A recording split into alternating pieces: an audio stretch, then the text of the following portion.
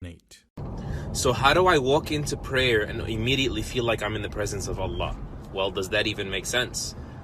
Being in the presence of the King is by invitation only. And so, Allahumma inni ala dhikrika wa shukrika wa husna ibadatik.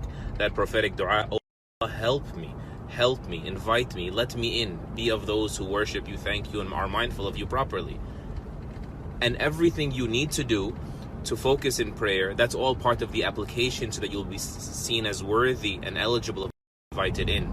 So you exerting the effort to not just turn your phone off after you get into the rank of prayer, like you slip it in to your pocket and say Allahu Akbar. No, it's not a light switch. You putting in the effort to learn the meanings of what you're saying and fighting yourself to bring those forward in your mind when you're praying. That's part of the application. And a great book, so that this will be your Ramadan project, inshallah. Work on it throughout the month of Ramadan. Work on your eligibility for khushu'. 33 ways to develop khushu' in salah. It's free online. Google it. 33 ways.